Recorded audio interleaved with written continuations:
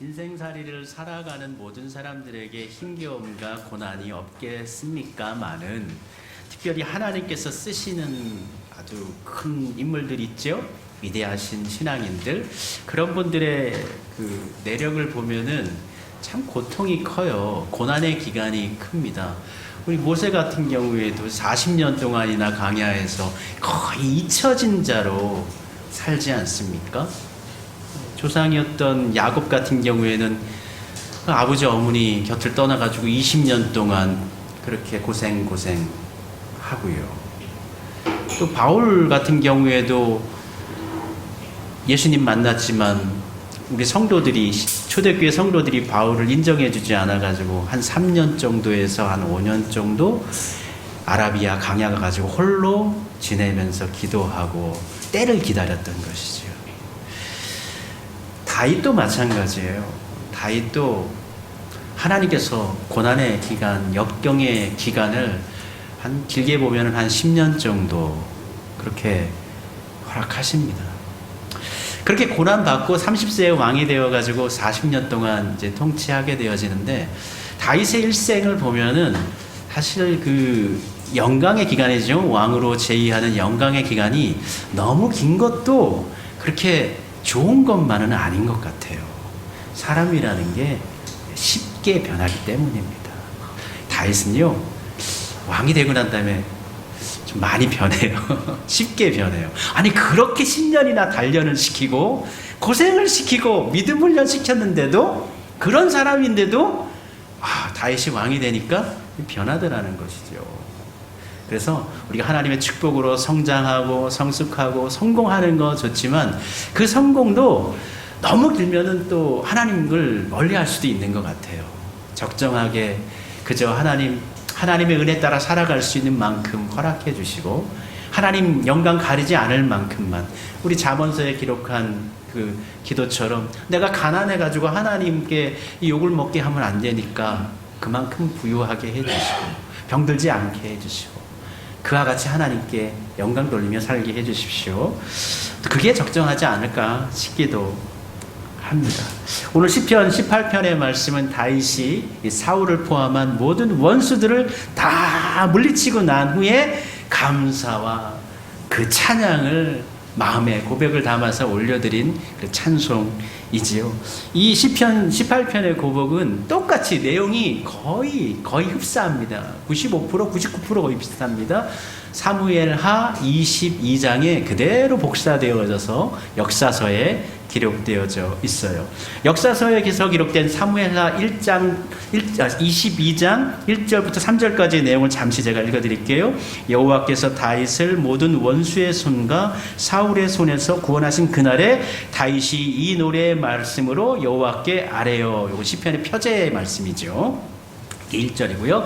이르되 여호와는 나의 반석이시요 나의 요새시요 나를 위하여 나를 건지시는 자시요 내가 피할 나의 반석의 하나님이요 나의 방패시요 나의 구원의 뿌리시요 나의 높은 망대시요 그에게 피할 나의 피난처시요 나의 구원자시라 나를 폭력에서 구원하셨도다. 그래서 거의 같습니다. 이후에 뒤에 이어지는 말씀도 시편의 그 찬양 고백하고 거의 똑같아요. 거의 똑같습니다.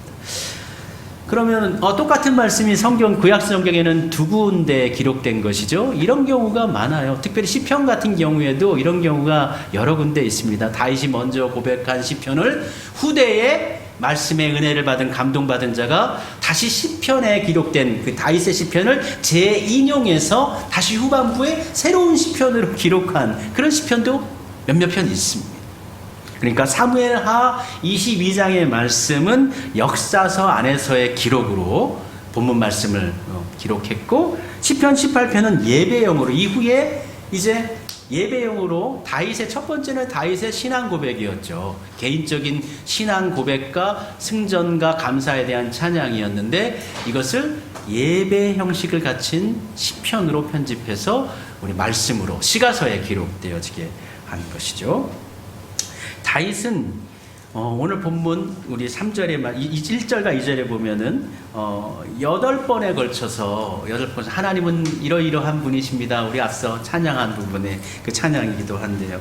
여호와는 나의 반석이시요 요새시요 건지시는 이시요 하나님이시요 바위시요 방패시요 구원의 뿌리시요 산성이시리로다 라고 고백을 합니다. 여기 중에서 8개 가운데 3가지 건지시는 이 그리고 하나님 그리고 구원의 뿔은 신앙 언어지요. 그래서 이건 신앙 안에서 신앙 믿음을 고백한 것이고요. 반석 그리고 요새 바위 산성 방패 요것은 다윗이 물론 시적인 언어이긴 하지만 다윗이 직접적으로 경험한 장소입니다. 다윗이 구원받은 장소예요. 그러니까 단순히 시적 언어로서 반석을 얘기한 것이 아니고 산성을 얘기한 것이 아니고 정말 그 반석에서 그 산성에서 하나님이 나를 보호해 주셔서 살려주신 거예요. 하나님께서 나를 방패되어 주신 거예요. 주변에 적들이 몰려왔는데 에워싸움을 당하는데 주님께서 방패가 되어 주셨어요. 여기서의 방패는 이렇게 하나 들고 다니는 조그만 방패가 아니에요. 여기 방패는요 긴 방패예요. 머리로부터 발끝까지 다 가리는 방패인데 앞에만 있는 방패가 아니에요. 좌우 앞뒤까지 전부로 감싸져 있어서 그러니까 바깥에서 보면 방패만 보이지 사람은 아예 안 보이는 거예요. 그래서 이건 다윗이 경험한 것을 자신의 시적 언어로 또 실제적인 언어로 고백한 것이라고 볼 수 있는 것입니다. 그럼 이 시편 18편은 언제 기록되어졌는가? 말씀을 파악해 본다면 사울이 죽은 이유는 맞죠? 근데 사울이 죽은 이후인데 모든 원수들을 다 물리치고 난 이후로 또 표제에 기록되어져 있어요. 그러니까 이걸 단순하게 파악을 해서 사울 죽고 난 다음에 그때 기록했다라고 보기는 뭐하고요. 시편 18편의 내용이 사무엘하 22장에 기록되어져 있는데 사무엘하 22장은 다윗의 왕조의 노년기란 말이에요. 그러면 이 역사서의 흐름으로 따라갔을 때 보면 시편 18편의 기록은 다윗이 노년에 일생을 돌아보면서 자신의 삶을 돌아보면서 사울을 포함한 자신이 이겨냈던 싸웠던 모든 원수들 모든 대적들을 물리쳤던 그 하나님을 기록하면서 하나님께 올려드린 그 찬송의 고백으로 그 노년기에 기록한 찬송으로 볼 수가 있지요. 첫 번째는 아마 다윗이 젊었을 때 기록을 했을 거예요. 하나님의 은혜 가운데 이와 같이 나를 하나님께서 사랑해 주셨고 나를 보호해 주셨구나. 개인적인 어떤 신앙 고백의 형식의 틀로 그 시를 잘 쓰니까 시로 썼을 거예요. 그것이 어떻게 해요? 역사가 됐죠. 우리 역사의 현실과 역사를 기록한 것은 어떻게 해요? 역사의 현장이 먼저 앞서가고 난 다음에 후대의 사가가 역사를 기록하는 것이잖아요. 그래서 역사가 일어났던 그 이후에 이 다윗의 승전 감사 이 시를 역사서로 기록했고 이것이 또 예배화될 때 예배화되고 제사화돼 형식화되어질 때는요 좀 더 시간이 좀 흘러갈 수가 있어요. 그 고백을 역사서에 있는 고백을 다시 어떻게 해요? 시편 시가서에 갖고 와서 하나님께 예배하는 예배 찬송시로 물론 다윗의 고백이지만 모든 사람들의 같은 고백으로 예배 때 올려진 시편으로 기록된 것이라고 볼 수가 있는 것입니다. 뿐만 아니라 이 시편 18편은 다윗의 신앙 고백, 다윗의 구원을만을 노래하는 것이 아닙니다. 이 다윗의 고백을 통해서 다윗의 승리, 다윗이 왕으로서 회복시키시는 하나님의 영광의 능력, 이것이 상징하고 있는 것이 있죠. 그것이 뭡니까? 메시아 왕국의 도래, 예수 그리스도의 십자가를 통한 하나님의 승리, 그것을 이 시편 18편은 궁극적으로는 노래하고 있는 것이라고 볼 수가 있습니다. 시편에는 사울의 박해를 암시하는 18편에는 말들이 많이 있지요. 5절과 6절에 보면은 사망의 물결이 나를 애우고 불의의 창수가 나를 두렵게 하였으며 수월의 줄이 나를 두르고 사망의 올무가 내게 이르렀도다. 사망, 불의, 지옥, 음부, 그리고 다시 또 죽음, 연거푸서 4번이나 사망을 언급합니다. 죽음의 상황을 언급합니다. 이 표현은 시적 묘사이지만 단순한 감정 묘사가 아니라 실제 정말 죽을 것 같았고 손도 한 번 못 쓸 수, 뭐 숨 쉬면은 어떻게 들통날 것 같은 그러한 위기를, 절체절명의 위기, 그 상황을 직접적으로 경험한 그 모습을 그대로 기록하려고 노력했던 것입니다. 불의라는 말의 히브리어 뜻은 사압함 또는 파괴라는 뜻이죠. 나를 악함, 의도를 가지고 파괴하려는 거예요. 의도를 가지고 다윗을 죽이려고 하는 거예요. 멸망시키려고 하는 것입니다. 이게 도덕적으로 단순하게 뭐 건드는 단순한 나쁜 행동 정도가 아닌 거예요. 완전히 그 사람을 완전히 죽이는 거예요. 완전히 초토화시키고 완전히 멸망시켜버려, 아예 없애버리는 거예요. 그것이 불의입니다. 그 불의가 어떻게 해요? 나를 에우르고 있어요. 그것이 어떤 것이 에우르고 있습니까? 물결이 에우르고 있어요. 물은 빈 공간이 없어요. 물은 틈이 없어요. 물속에 들어가면 우리는 숨을 쉴 수가 없어요. 공포가 몰려와요. 자신을 죽이려고는 창과 칼을 든 사람들이 사방에서 소리를 내면서 소리치면서 다윗 어디 있는가, 다윗 어디 있는가 하면서 찾으러 다닙니다. 동굴이 속에 숨어요. 나뭇가지에 숨어요. 숨소리라도 내면은 어떻게 잘못 잡힐 것 같은 그러한 상황입니다. 사망의 줄, 수월의 줄, 죽음의 올무, 이 함정 속에서 그가 하나님께서 건져내셨다라는 것입니다. 16절에 보면 그가 높은 곳에서 손을 펴사 나를 붙잡아 주심이요 많은 물에서 나를 건져내 주셨도다 라고 이렇게 이야기합니다. 성경에서 보면은요, 이 물이라는 거, 큰 물 또는 깊은 물이라는 것은 죽음의 상태를 의미하고요, 공포의 공간이에요. 알 수 없는 공간을 이야기하는 것입니다. 그래서 나는 그곳에서는 내 스스로의 힘으로는 그곳을 빠져나올 수 없는 그러한 상황을 이 물 가운데, 깊은 물 가운데 에워싸임 당했다라고 성경에서는 표현을 합니다. 그러니까 나는 살 수가 없어요. 나는 벗어날 수, 바깥으로 나가면 들켜서 죽고, 안에 있으면은 숨 못 쉬어서 죽는 거예요. 갇혀 있는 거예요. 도와주시지 않으면, 누군가 바깥에서 도와주시지 않으면 살 수 없는, 이걸 어떻게 해요? 성경에서는 건져내 주신다. 그래서 시편 2절에서 우리 하나님은 나의 하나님일 뿐만 아니라 나를 건져내 주시는 분. 건져낸다는 건 뭐예요?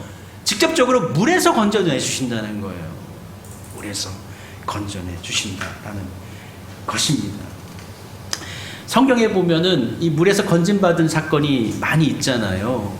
그래서 노아 홍수부터 시작해서, 노아는 물에서 건진받은 사람이에요. 모세도 물에서 건진받은 사람이에요. 이스라엘 백성도 홍해에서 건진받은 백성이에요. 우리 모두는 다 물에서 건진받은 사람이에요. 사망에서 건진받은 사람이에요. 내가 할 수 있는 아무런 힘이 없는 상태에서 하나님께서 우리를 건져주셔서 우리는 살아날 수가 있었던 것입니다.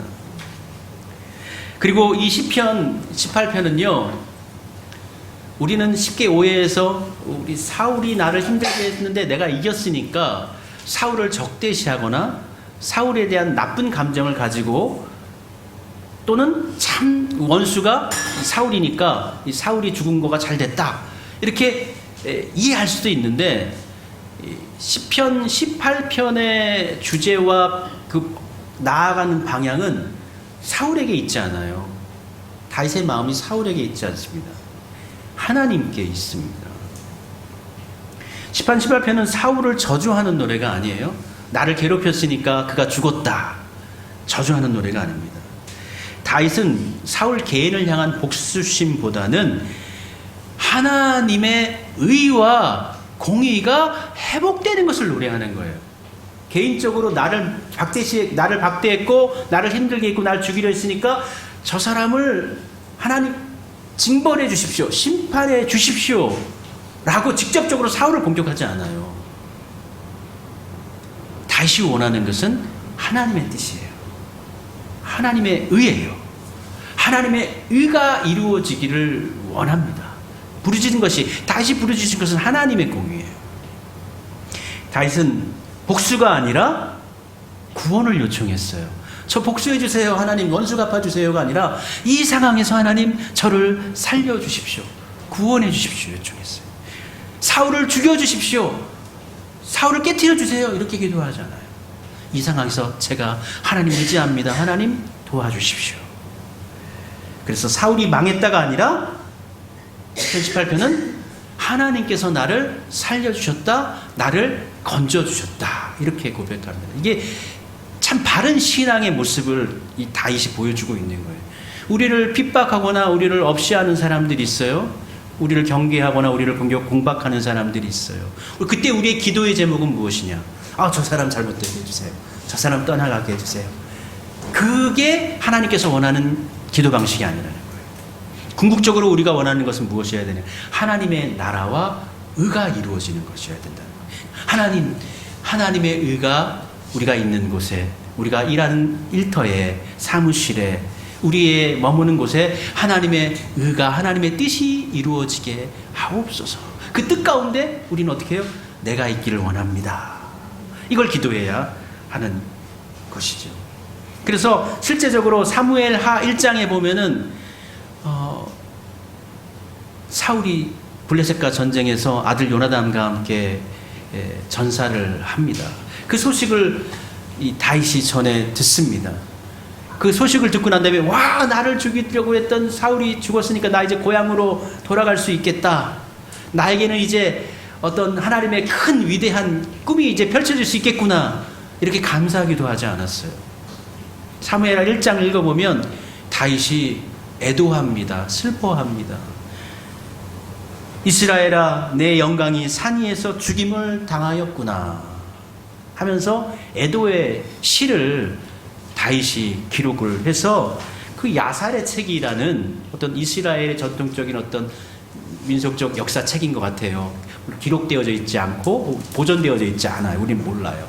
거기에 이 다윗이 사울과 요나단의 죽음을 애도한 시가 그곳에 기록되어져 있다는 것이죠. 그리고 그 내용이 또 그리고 사무엘하 1장에 또 같이 기록되어져 있습니다. 심지어는 아말렉 그 청년이 사울 쪽에 같은 군사로 있다가 사울이 죽인 것을 자신이 이제 죽이기도 하거든요. 그러고 난 다음에 다윗에게 가면은 내가 사울의 왕관하고 이 무기를 갖고 가면 다윗이 나를 선대해 주겠지라고 갔다가 다윗이 그 하나님의 기름 부음 받은 자를 죽인 그를 어떻게 해요?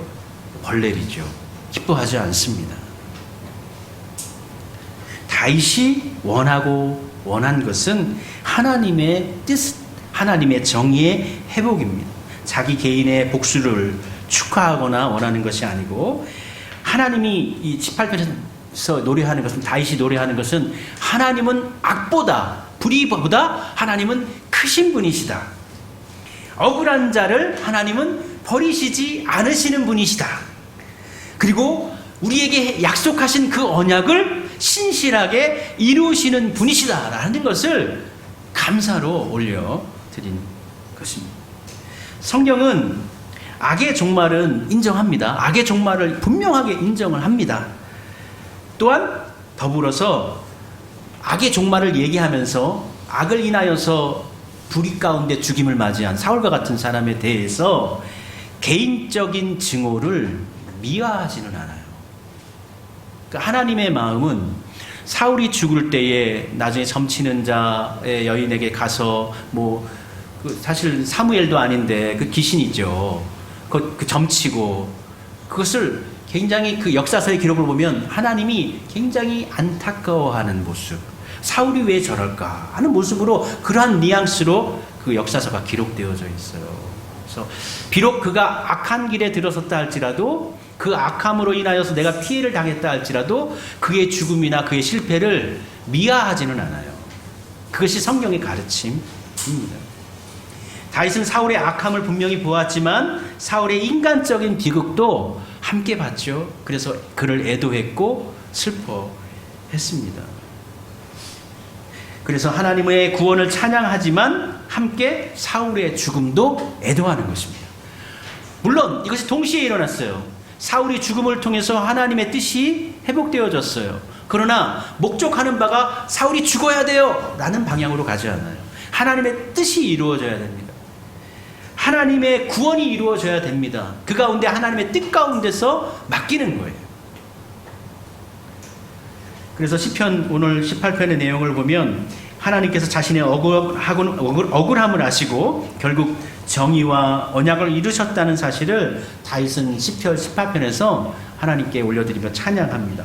6절에 보면 내가 환난 중에서 여호와께 아뢰며 이렇게 이야기하죠. 그래서 다윗은 기도할 때 하나님 사울이 미워요, 사울이 날 힘들게 해요 이렇게 기도하지 않아요.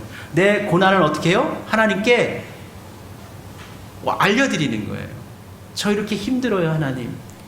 제가 힘들게 해서 힘든 게 아니라 제가 이렇게 힘듭니다. 제가 이렇게 힘듭니다. 그러니까 부르짖음, 하나님께 부르짖음, 그 하나님을 우리 하나님께서 부르짖음에 대해서 응답하셨다라는 것을 기록한 거죠.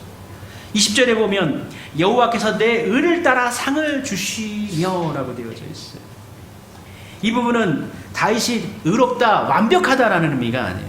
나는 사울처럼 그 하나님께서 기름 부으신 자를 상대적으로 죽이려고 하거나 또 하나님께 뜻하신 것을 거역하거나 하지 않았다는 거예요. 사람이 나는 의롭다라고 했을 때 사람은 의롭다라고 고백할 때 의로워서 의로운 게 아니에요.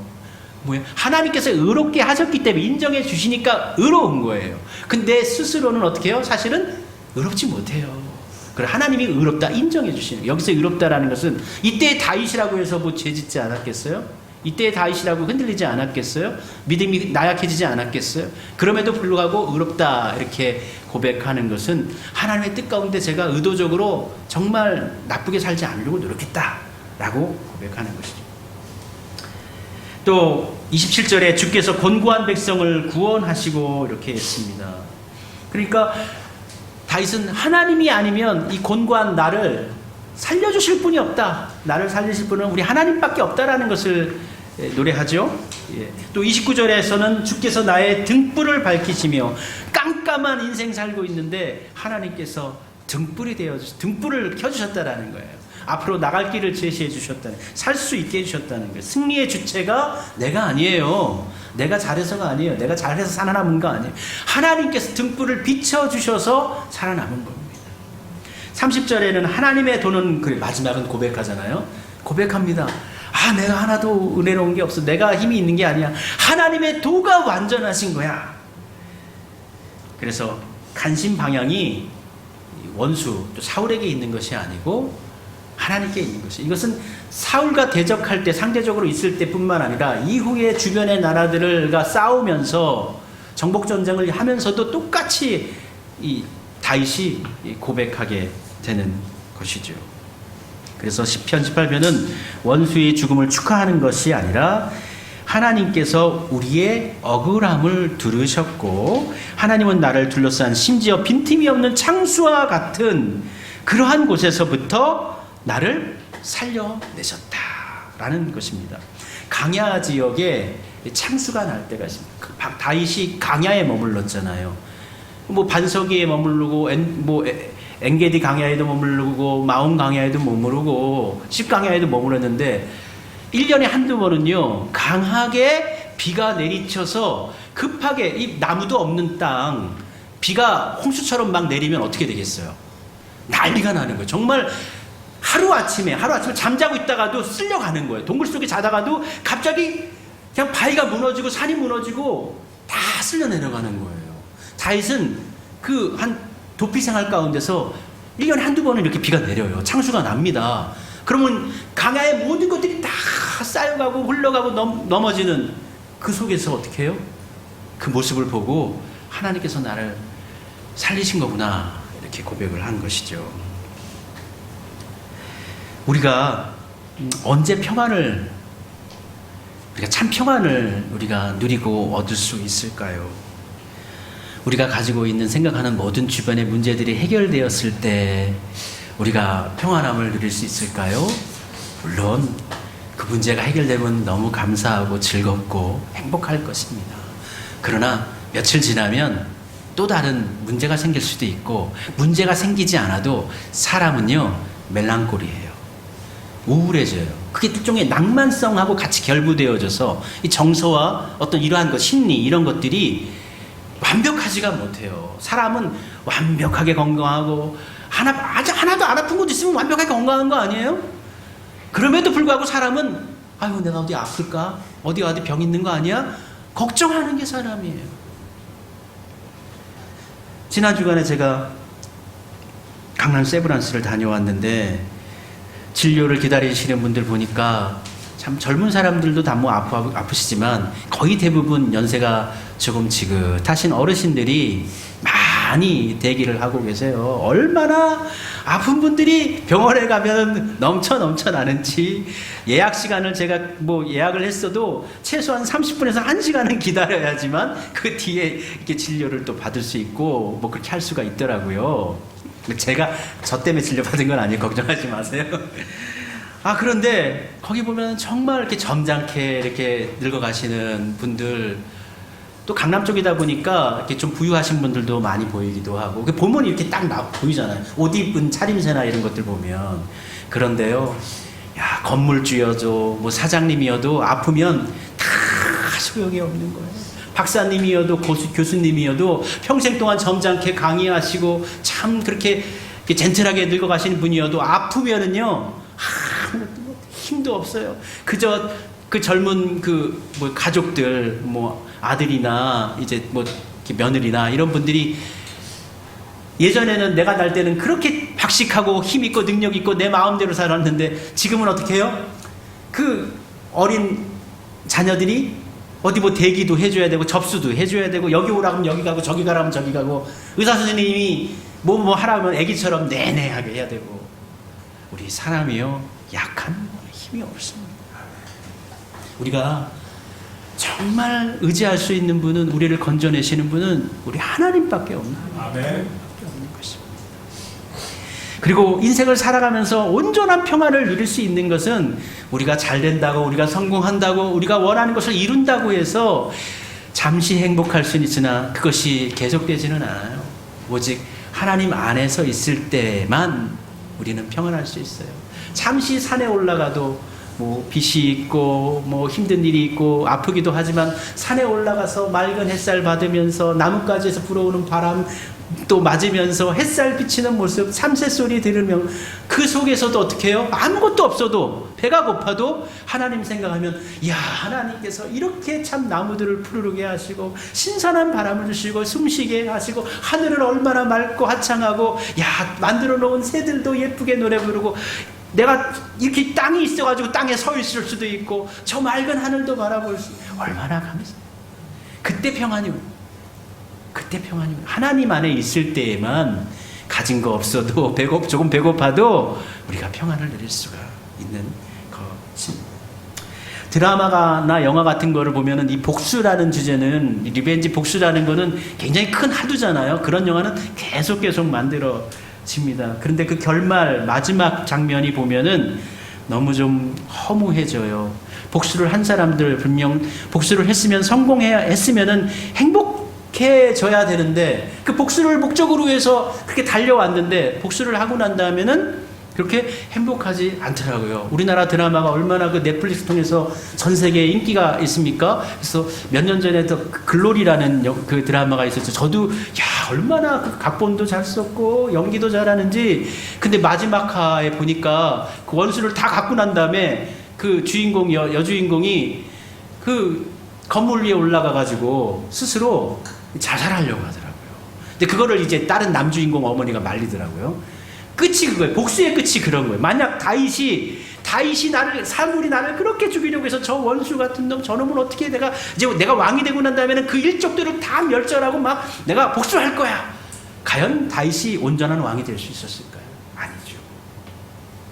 복수에는 답이 없는 것입니다. 복수 끝한 다음에 행복이 없는 것이에요. 오히려 공허가 있겠죠.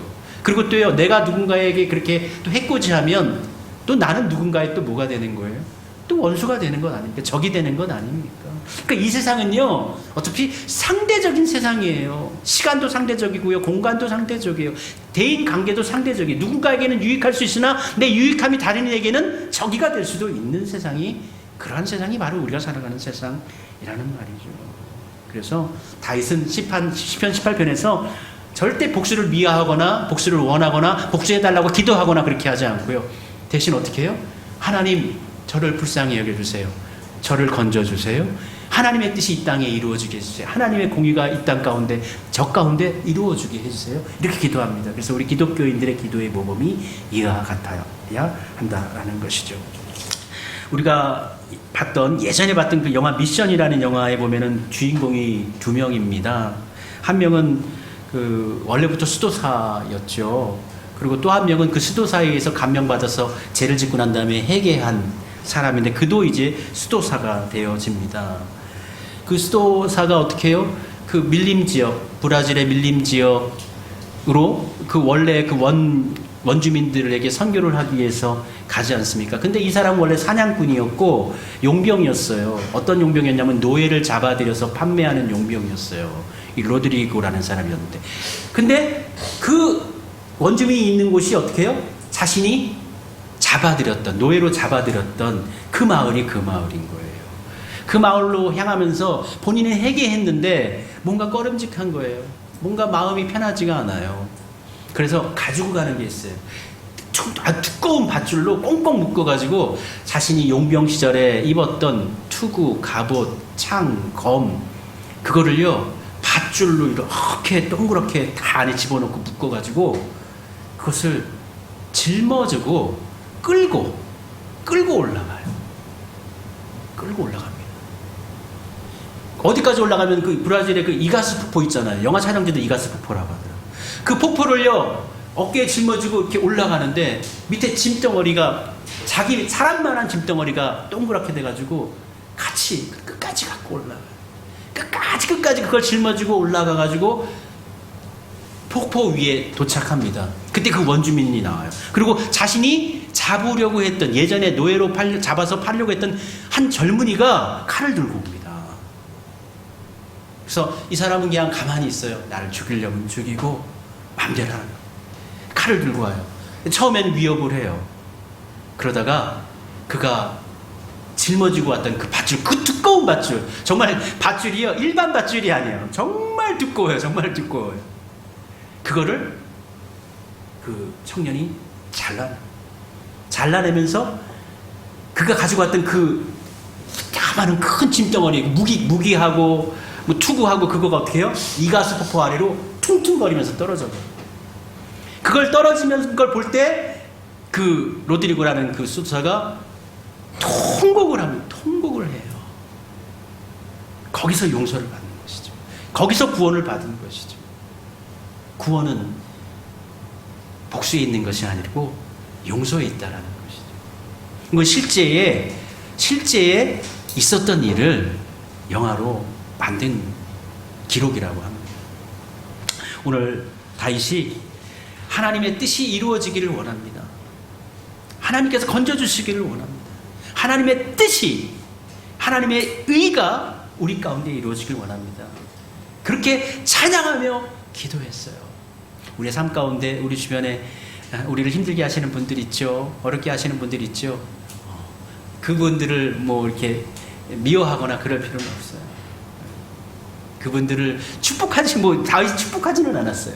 그러나 다윗이 원한 건 하나님의 뜻은 모든 사람을 다 유익하게 하는, 모든 사람이 다 아름답게 되어질 수 있는 것이거든요. 그것을 기도하고 노래했습니다. 우리도 마찬가지로 우리의 삶을 살아가면서 하나님의 뜻이 우리의 삶 가운데 이루어지기를 기도합시다. 다윗은 10년 동안 이렇게 기도했어요. 인내의 시간이 10년이나 필요했습니다. 여러분의 삶 가운데도 혹여 인내의 기간이 좀 길어지고 어려워진다 할지라도 하나님의 뜻은, 하나님은 변치 않으시는 분, 동일하신 분이시기 때문에 여러분의 기도를 듣고 계시고 또 여러분의 삶을 보고 계시고, 그리고 때에 따라 때에 맞춰서 하나님의 의를 여러분들 가운데 이루실 것을 믿습니다. 우리 주님께서 여러분들을 이 불의의 창수에서 건져내시기를 소원하고 바라고 축복합니다.